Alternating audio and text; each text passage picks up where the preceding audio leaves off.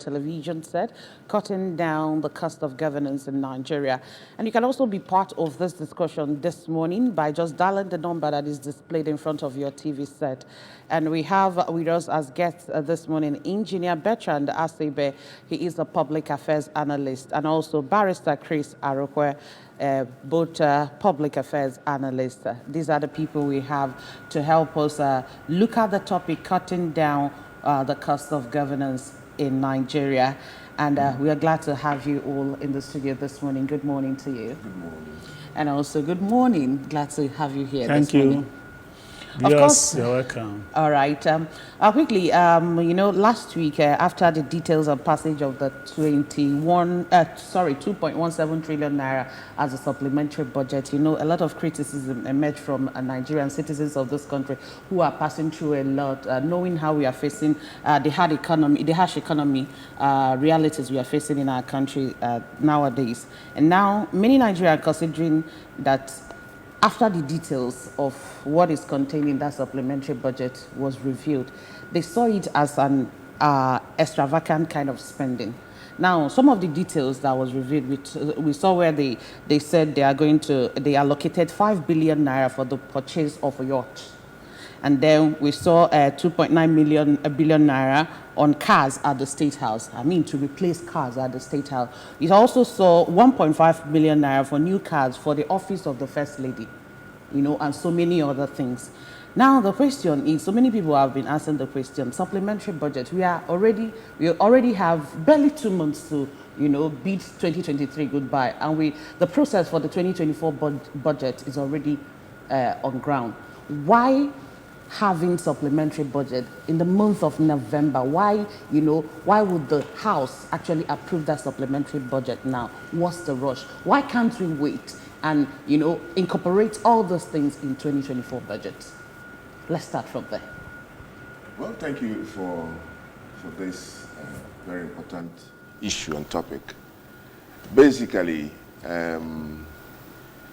the cost of governance is into two parts, the recurrent and the capital expenditure. Mm-hmm.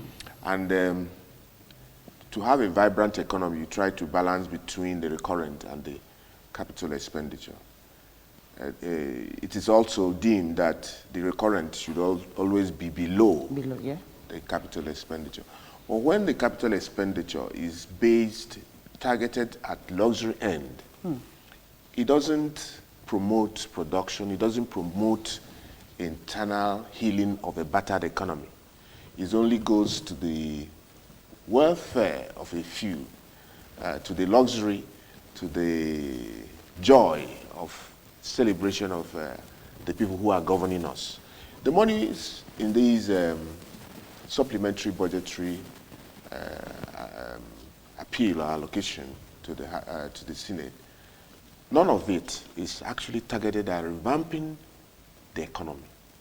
It's only targeted at rebuilding the State House at Lagos, buying vehicles, high-end vehicles for the First Lady, buying a yacht, even though now they have christened it to be a naval specialized boat facility, neither there. And then the student loan, you only budgeted a paltry sum of 5 billion. 5 billion.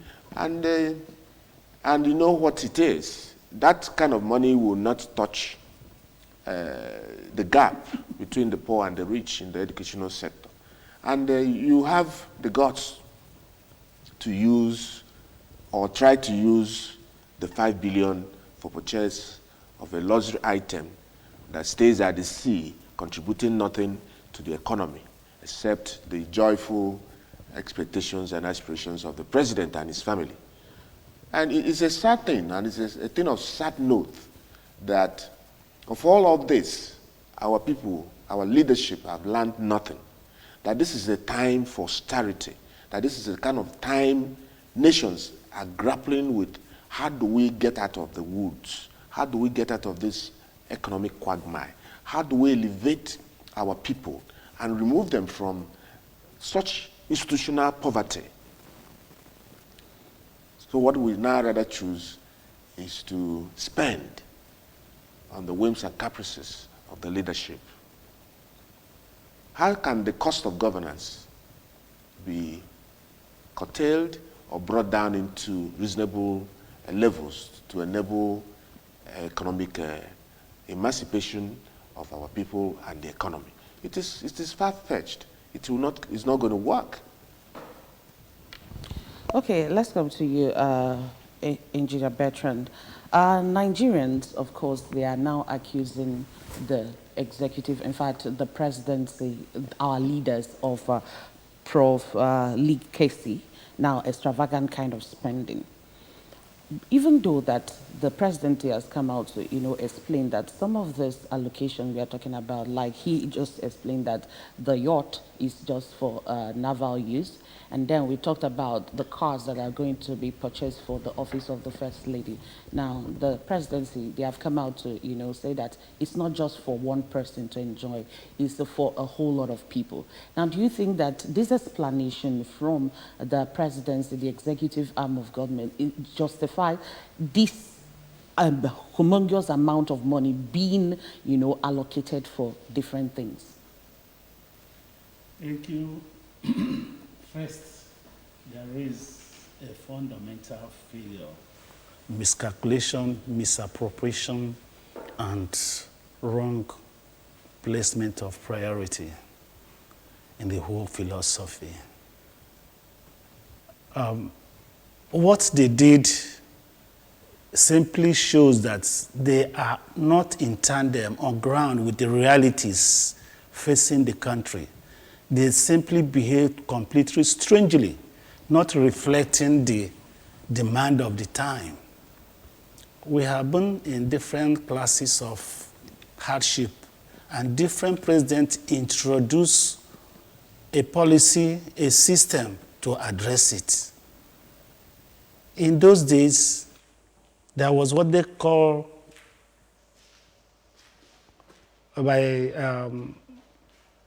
not Obasanjo, Ibrahim Babangida, austerity measure.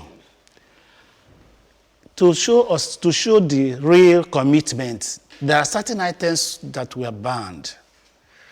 To show that he understood the realities on the ground, the type of vehicles for official use was reduced to just Peugeots, which we produce here in Nigeria.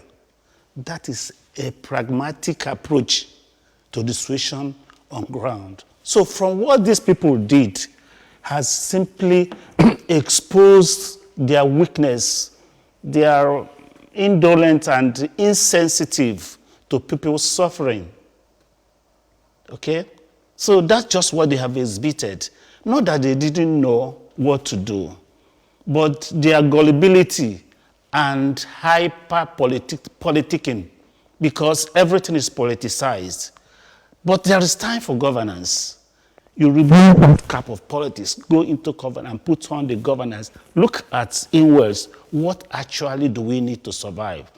What steps can we take? But they are really bent on trying to recover whatever they may have spent during politicking. Because now our politics is very expensive. And that's why the right people who cannot afford it don't come in. So it's an unfortunate development. And as such, I don't know who to blame, but the approach, the way they approached it has shown they are insensitive to the situation on ground. And for us, we blame Nigerians. They are too indolent to a point that these politicians, this few group of people calling themselves politicians, trivialize their cases, tread down on them, trample on them because they know our weaknesses. We are divided down there among the masses. But top there, something unites them. That money they share, that national cake that belongs to the federation, they cup it, at least 95% of it go to them, and the remaining 5% go to the masses of Nigerians. And having that in common, there's no politics in sharing it. They are always united, sharing the common cake, the common welfare of the country. So this will show a large impact on the masses, not now. Though they are crying, Nigerians cannot even move and make an inch. Why? Their demonstration, their action, their whatever they say doesn't matter because we can't take action. We can only complain, and complain. Nobody listens. Nobody takes us seriously. So our attitude generally is one thing that they have understood it. They have looked at us, and that's why they are bold enough to come out with such a deadly economic policy. However, it is not out of place to equip governance, to equip the government, the functionaries, so that they can work effectively. Give them good cars, they go wherever they go, give them enough facilities so that they can function effectively. When you are doing this, like I said earlier, you have to factor in the economic state on ground. If this is 2 million, there is a car of 500,000, let me say, for example, 1 million that can still do the same work. So because of austerity, the economic downturn we are in, they could have addressed them and see how much they can really manage the resources so that at the end of the day, we keep being afloat. I want to tell you, we say we are removing subsidy, fuel subsidy, so that we can address other social infrastructure, provide for our people, by giving palliative. None of this has been seen.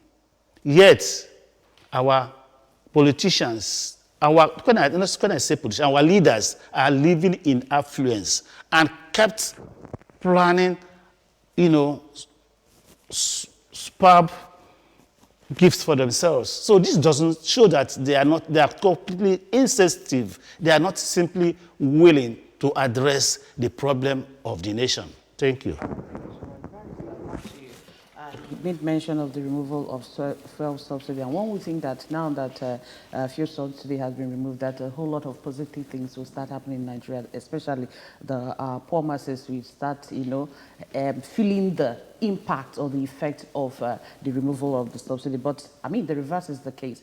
And now when we talk about this high cost of governance in Nigeria, it didn't just start today. Just today on the news, we saw where Falana was, the papers, Falana was telling Akpabio that it's unlawful for him to still be receiving pension. As the Senate President, he's still receiving pension. But we have people that cannot boast of 1 square meal in Nigeria. Now, where did this problem start from? That's the question. We need to get to because it didn't just start today. Where did it start from, this high cost of governance? I know some people will say that it started from, okay, let me not put words in your mouth, just let's hear your own opinion. Well, if you want to trace the root cause of the burgeoning cost of governance in Nigeria, in Africa, you can see the same trend in almost the sub-Saharan African countries. Mm-hmm. You can see how wealthy Mobutu Sese Seko of the old Idi Amin. You can go way back in our history, and you will now see that most of our ex-presidents got flamboyantly rich and wealthy. Babangida, Salama Abubakar, Obasanjo, and all of them, none of them came down poor or moderate. So immediately the white men left us, we began a trend to imitate them, to imitate luxury. And then our values dropped.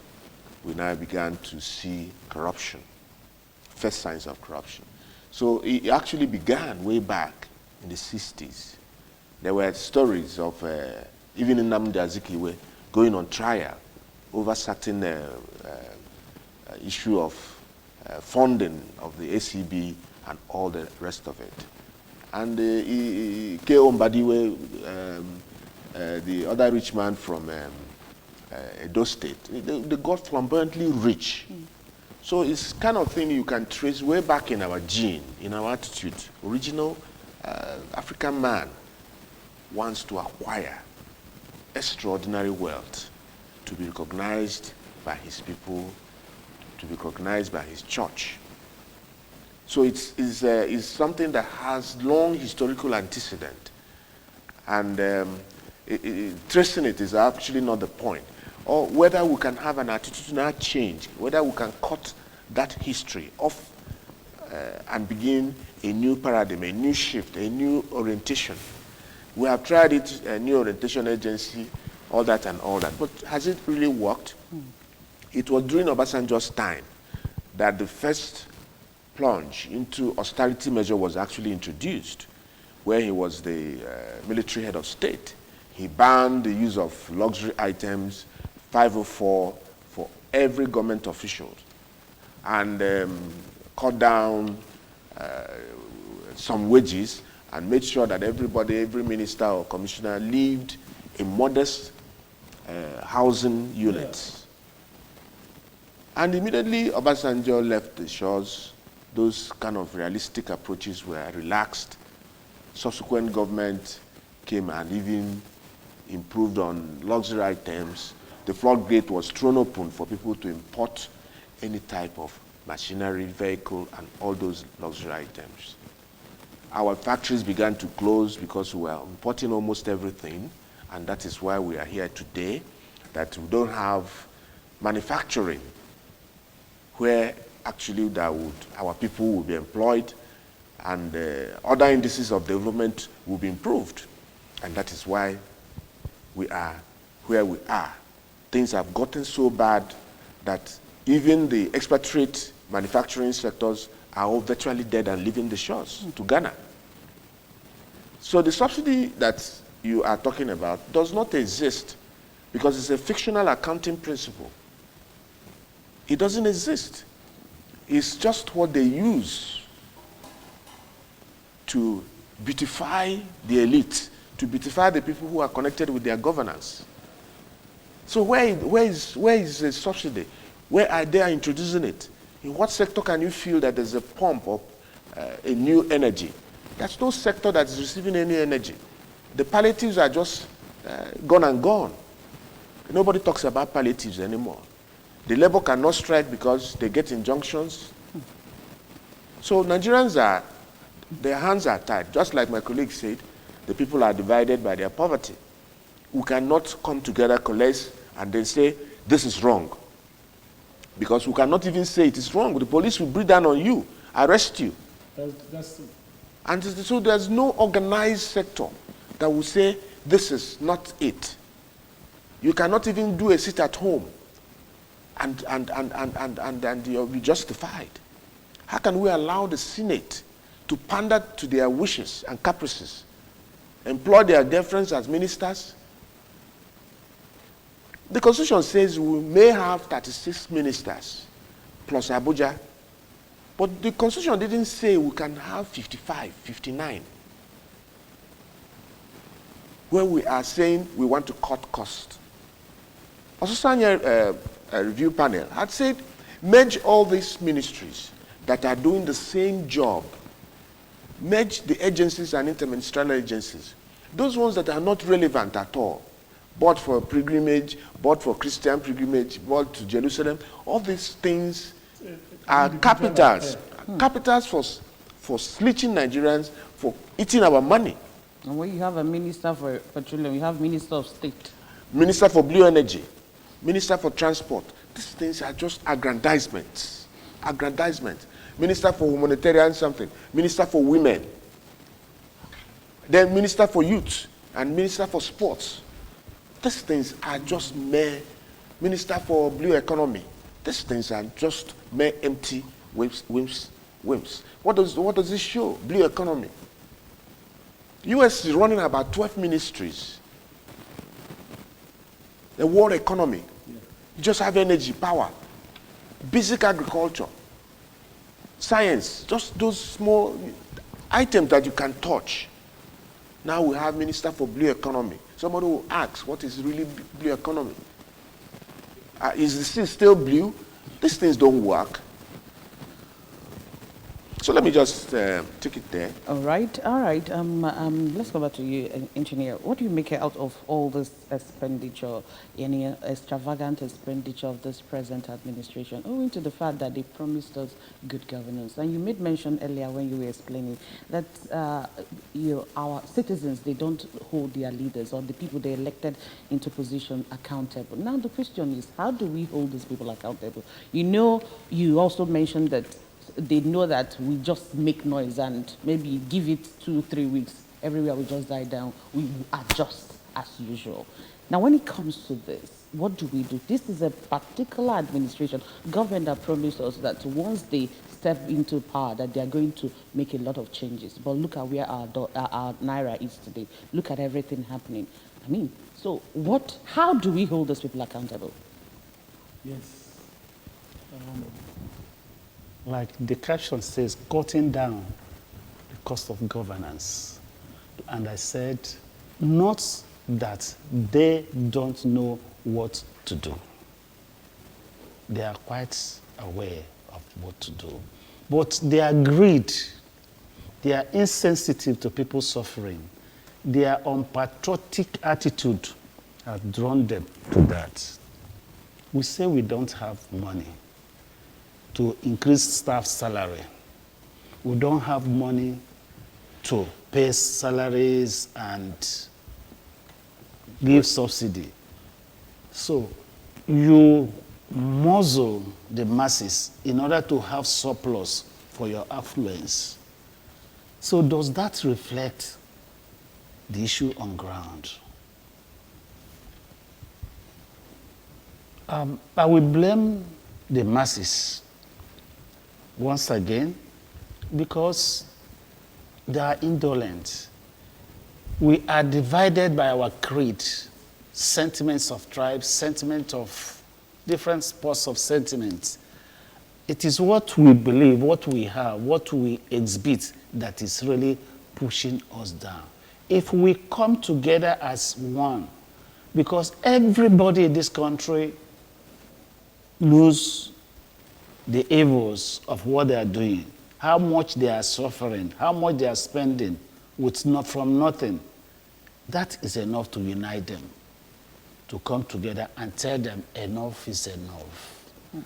There's a rule. You have the right to express condemnation upon a particular policy. You have that constitutional right to tell your representative that, look, we didn't elect you for this. What is government for? What is work of government? What is the responsibility of a government to his people? The people that elected you, they have the power to tell you, you are not doing well. Come back. They have the power. But are Nigerians actually responding, reacting to their environment? No. That is a very big problem. To cut down governance, well, like you mentioned, if we had 20 ministries before, bringing it down to 15 at least means, yes, emoluments for minister, a deputy minister, and other functionaries has been removed. That is saved. There's a template which one of the aspirants, leaders, presidential aspirants, used and actually exemplify himself. Number of convoys, he reduced it from 20 to just 5. Because when you go with this list of governance, convoy, what happens? You pay for their hotel, feed them, fuel the car, and all those. From there, you cut it down. We have seen this before, cutting down governance, cost of governance. The type of car you use, this is a high-consuming vehicle, V6, V12, and that kind of thing. For now, in the interim, in situ, what do we do to address the realities on ground? Cut down the type of vehicles. If the old ones are still good, refurbish it, let them be using it. Now you are talking of using how many billions? 4 billion to refurbish Dodden Barrack. Use 2-point-something to refurbish somebody's house, which nobody actually is going to use. Okay, I'm not talking of yachts, which they say they are. Is it for defense? Is it for holidays? Do we need such things as it stands now? So that exposes their gullibility, their insensitivity, and how foolish they think we are, that we wouldn't know what they are doing. So there are a lot of things we have to put in place to reduce expenses and then save enough to address issues like paying staff salaries, increasing workers' wages, opening up industries that are not working. Refineries could alone in Nigeria, you have enough money to fund it and then to give job to people. All those industries around which we closed down because they are underfunded, they could be opened and people will be employed. All those items you further import. The ones we can produce here, we encourage the manufacturers. Let them go ahead. You give them some rebates, some tax-free holidays, and that kind of thing. I encourage them to produce. As this is happening, you see the economy gradually starts growing. People get employment, and they're growing. The spending propensity and the power to buy and sell keep on coming up. So if that has not been planned to be in place to empower people, increase their capacity, and then support them, there's nothing, we are not going anywhere. And besides, we are no longer having savings. We borrow to increase and support their greed and their aggrandizement. So where are we going? When you borrow to invest. And that thing, as you invest, it produces money. It starts producing money. It starts making gain, making profit from what you borrowed, and then you start growing. That's development. There's nothing actually bad in borrowing, but it's only when it's not properly utilized. You don't borrow money to solve your greed. That is killing this country gradually. So we are in trouble. Governance, cost of governance, the way we spend, removing all the subsidy or whatever that is there that we can produce here, our appetite, propensities, and the rest of them, cut it down. Okay, thank you so much for that submission. Barrister, let's come back to you. Now, it's justifiable that Nigerians, they are crying. They are, speaking out now and talking about cutting down the cost of governance. Now the question, even today on the papers, we saw that some states, like in Lagos, they're having scarcity of cooking gas. Here, we are buying a kg about 1,200 naira or thereabouts, a kg of cooking gas. Now, you wonder what a whole lot of people are passing through in the country. Now, when we talk about cutting down on the cost of governance, I know he has mentioned some, but what about election? Because I know it starts from there. The campaign, the election, these politicians, they go into campaign, they go into throw money about trying to convince people to vote them in. They buy forms from their political parties, like with a large sum of money. And at the end of the day, when they are elected, what do you expect from them? They want to make up for all they have spent during the election. So where do we start from that place? From the political parties, buying of form, electoral processes, campaign, all that. Yes, you nailed it by bringing it up. Yes, I mentioned it earlier. The root of... But they want to cover up. The root of our problems is all tied to election regime, how the apparatus of elections, whether we have gotten it right since 1999. I think we have gotten it wrong from 1999. One is that when elections are flawed, the processes are flawed, it produces endpoint results that are very antithesis of what the people expect. When the wrong person is elected or apparently appointed or selected, he's going there with a notion, his own type of notion, not the notion of the people. In the constitutions or the Electoral Act, there are provisions of what electioneering should not cost, what limit you cannot exceed in terms of the money you bandy about. But there's lack of governance, lack of oversight in the hands of the electionary umpire.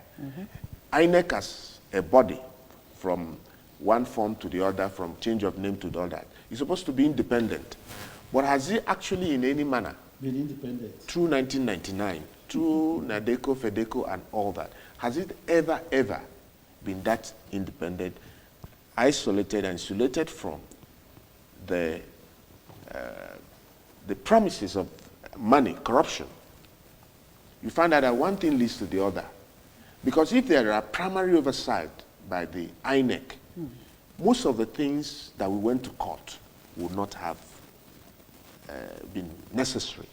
Because if most of these things now are being called pre-election matter, if I was fraudulent, if I changed my name, if I forged my results, these are the things that INEC could oversee and stop me from running. That is the first instance. But you now see that buying your forms, political parties some of them put the forms at 100 million. So where is that kind of capital coming from? Is it not a sign that things are not normal? You ask an individual to bring 100 million to buy an empty form. There are about 50 people now buy these forms. A large chunk of money is made. The political parties become rich. The chairman becomes rich, begins to build university, begins to go to oversee. To buy houses. Buy houses, take medical trips and all that. So corruption is being encircled, being increased and expanded. Then the fellow who wants to run, he already knows that all he needs is money. He doesn't even need to bribe the electorate, the masses, to vote for him anymore. He just goes straight direct to the point, bribes the INEC institution, bribes its officials, and is elected and is selected. He knows how much he spent. Some borrow these monies, some sell their high-end properties to make sure that they get in there. Because when they get in there, it's assured, like the rains, like the sun, that they will recoup this money through illegal budgetary insertions, what they call the budget padding. That's where all the money comes from. How much is their salary? They are not paid fantastically higher than most other institutions in Nigeria. But the point is that these budgets that they pass, they own it with ministry officials, because that's where the padding comes. A road will be budgeted for 5 billion. The road will not even, nobody knows, the constituents don't even know that this road has been budgeted for within the supplementary year or within the accounting year. That 5 billion will be pocketed and shared. Yes. And the road remains. They will budget, they are doing IT, they are doing buying new computers, where there is no need for a computer, where there is no need for a new infrastructure, where there is no need for a new hospital. They will now say they are revamping Dodan Barracks, Lagos. For goodness sake, what do we need Dodan Barracks for? For what essence? What the man is already living in a palatial mansion in Abuja. He has the biggest house in Lagos. And then he needs to have another mansion, and where the masses are suffering, where the educational sector is gone, where everybody is wanting to leave the shores of Nigeria, where their medical doctors have all disappeared. If it's when you are paying living wages, when you see the salary of some of civil servants, you just cry. Because as a matter of fact, if you earn little money like 50, 90,000, it's just money for transport and recharge card. If you're kind of end user, data user, that kind of money is for your data. And people would say the governors are paying salaries. And what you are paying, are they sustenance wages? Are they things that people can sustain a life and have a dream and hope on? Can they really adequately train their children without doing all that things, without doing corrupt practices. And you now know that the public schools are dead, virtually centers of whatever you can call it. It is the private institutions that are providing the bulwark for maybe meaningful expectation of growth. Therefore, if your child cannot go to a private school, he's left at the whims of the public institutions that are virtually empty and dead, and have big teachers that we are producing in a fortnight. So while these things concern the federal government, it is also tickles down to the government, state government, and the local government system. Because if we don't get it right in our state, we won't get it right in our local government institutions. And it's important. The only way we can improve the lot of our people is making sure that the local government system is enterprising, is working. Not that one local government exists just for allocation of money. And you go to the local government, nothing is happening at the local government levels. There are no internal developments that are happening in the local government because the institution of the local government system is made redundant. And we should try to, either we scrap the local government system or put up a new architecture that will revamp the system so that it can call to duty what our people in the local government areas, in the rural areas expect. Okay. All right. Another question that has been bugging my mind is, of course, as a country, we're already in debt. And in the papers this morning, I think Daily Trust, somebody actually divided the amount each Nigeria is owing now to be 418,779 naira. You are owing that, I'm owing that. That's what that's what the mathematics is all about. Now the question is, how are we going to fund this particular supplementary budget? We are talking about a whole lot of issues here. The office, equipping the office and buying cars for the office of the First Lady. Yes, the student loan is okay, but now he made mention of the paltry sum that is allocated to that. And then other irrelevant things that is being encapsulated in that supplementary budget. How do we fund it? Bearing in mind that we just have barely 2 months to go, and we start talking about 2024 budget. So, what's the way forward for us as a nation right now? The Nigeria as a country, and as it stands today, is not planning anything for way forward. That's the point. Nigeria, like my professor then, Professor Ukeje said, Nigeria is a place where nothing works, unquote. I didn't understand what he was saying. I wanted to be annoyed with him. I wanted to challenge him. But as time passes, I come to realize that Nigeria is a place where two persons will be traveling with an aircraft. They will still rush to enter that aircraft. Just to see so. So you can see our mentality.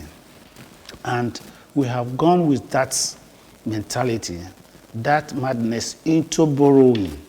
We borrow.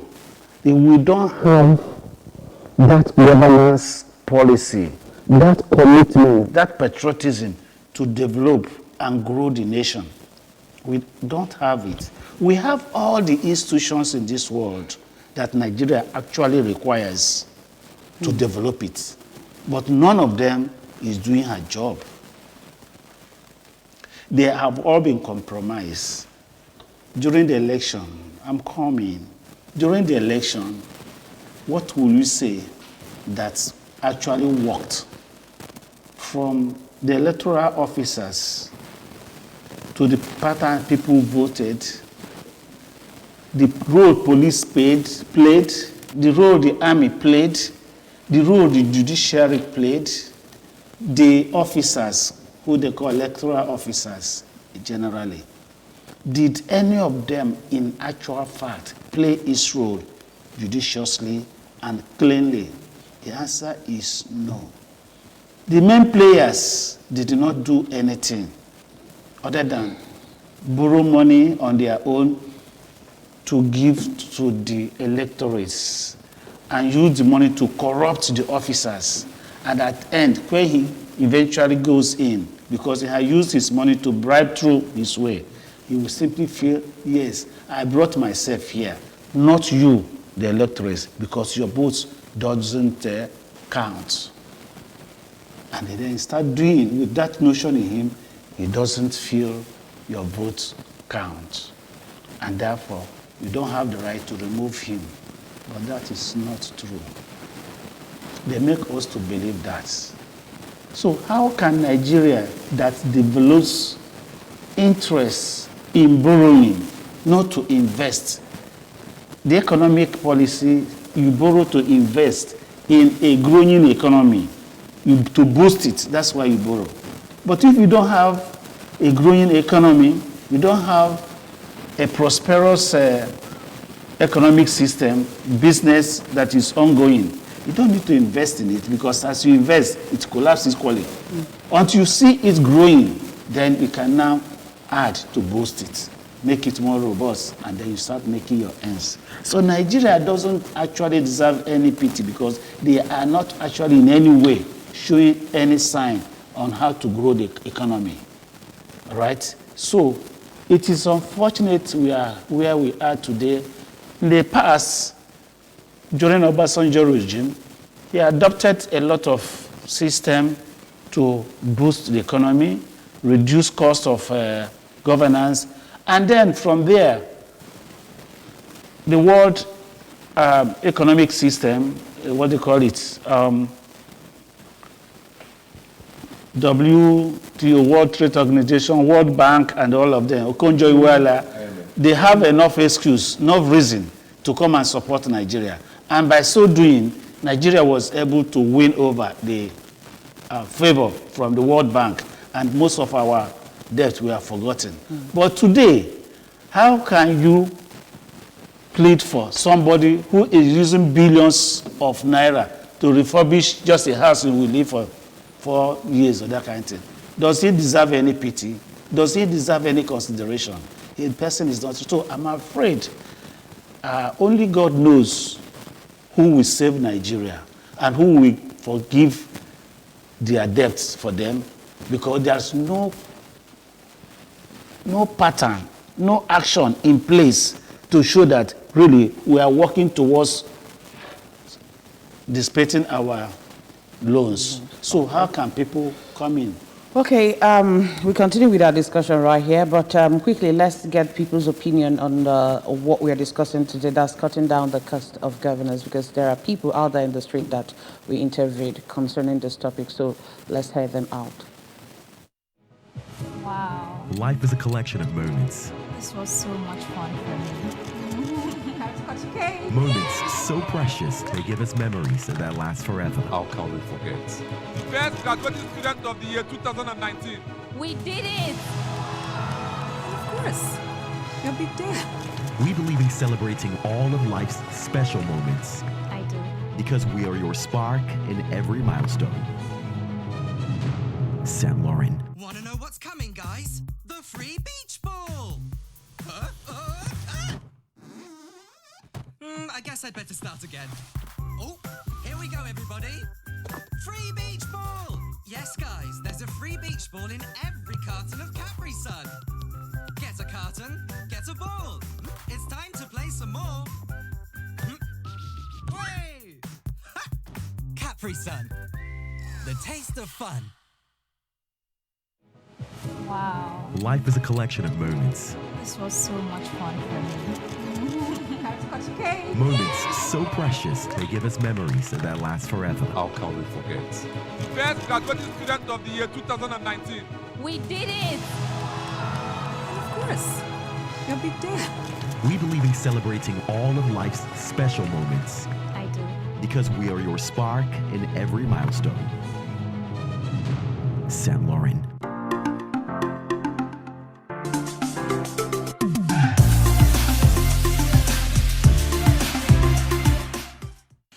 The economy already is down.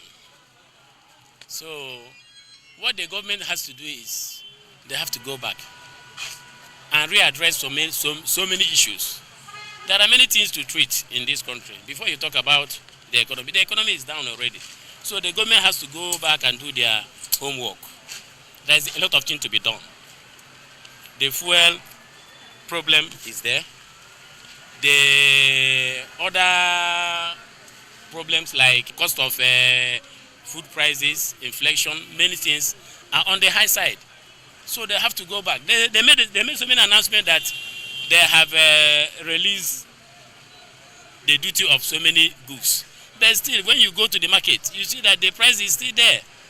So I don't think that the government has a lot of things to do. They should go back and do their homework. I believe the government is trying everything possible to help the masses in every possible way they could by alleviating a lot of things. But the major concern now is the hike in fuel prices and all that, and it's definitely affecting every sector in the country. So we believe that everything is by the grace of God. Even the leaders as well, they needed prayers, and they need guidance as well. So we should pray for leaders that have foresight and leaders that will take us to the promised land, no matter the cost. At the end of the day, we shall get there. Cutting the cost of governance is a simple thing. But all this thing bottles down to our political class. The reason I say our political class, because once one enter into politics, they would like to, not only to favor themselves, they would like to favor their cronies, their friends and family members. So we have been clamoring for cutting down of the cost of governance. But it will take a while. If you look into the current situation we have at hand now, issue of the presidency budgeting about 17 point something billion to buy SUV cars, do the other thing and the other. I think they are not sincere in cutting down the cost of governance in this nation.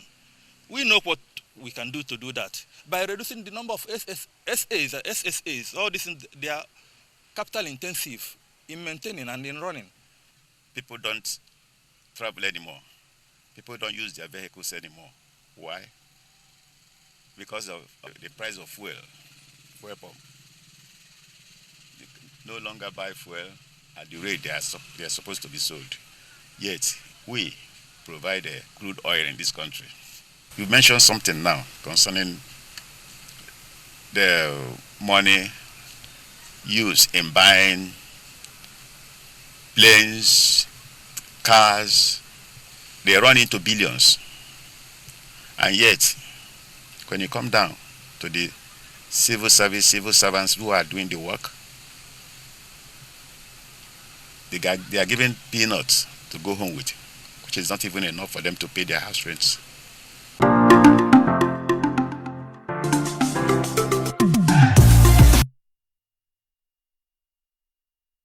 Welcome back. Barrister, you've heard what people out there have to say. A lot of them, they are saying that government have to go back to the drawing board. They need to do a lot to, cut down the cost of governance. And now we have been discussing a whole lot here, what we really need to do as a country. And now my question is it really realistic that we can lead a lean government in Nigeria?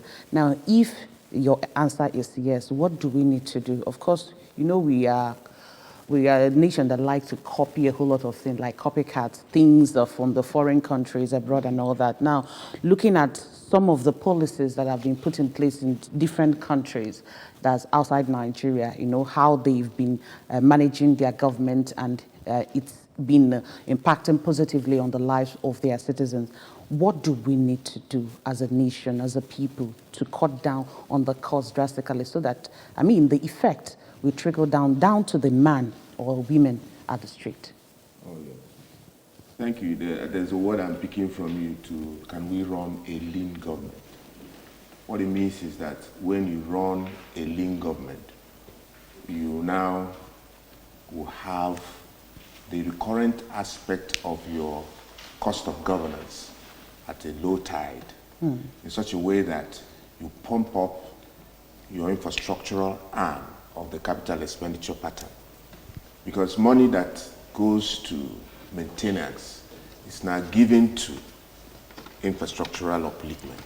That is the meaning of lean government. Where things are also run efficiently, that is the meaning of lean. Because when the number is smaller, decision making is faster. There are no cogs in the wheel. Corruption is easy to dictate. You now have trends that they call e-audit and e-accounting. Because one, if the government is lean, it's relying on IT, information technology and all that.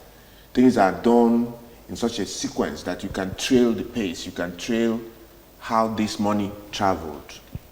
But if things are done manually and in large number of people, it is very difficult to trace funds, to trace development, to trace project implementation and budget monitoring.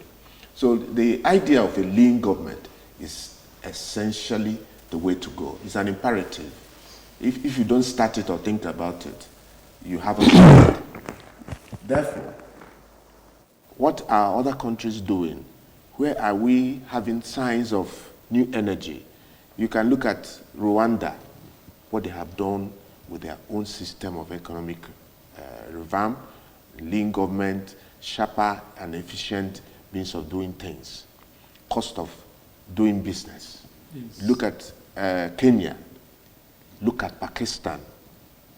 These are people who have now modernized their system, restructured their economy in such a way that it is lean and supersonic. Niger. So what we're saying is that without restructuring this country, without taking bold positive efforts at revamping our institutions, at making sure that the human element involved in actions are curtailed. Because when you rely on IT, digitization, the human element is reduced. Exposure to corrupting practices are reduced. You cannot allow INEC, for example, as a state institution, to do whatever it likes. Okay. You cannot. And such are other institutions. You cannot allow police to do whatever it likes. You cannot allow our institutions to ride on their own steam. There must be a structure, a policy, a body language that infiltrates all the system. But boldly, in all of this, Nigeria needs political restructuring. Our constitution does not deal for 21st century experience. All right, we really don't have time again, so we have to go. We want to say a very big thank you to both of you, Engineer Bertrand Asibe, for joining us on the program this morning. Thank you for being here. It's my pleasure. Thank you. And also Barrister Chuk Sarukwe, thank you so much for joining us. Yeah, Chris, good morning and thank you very much.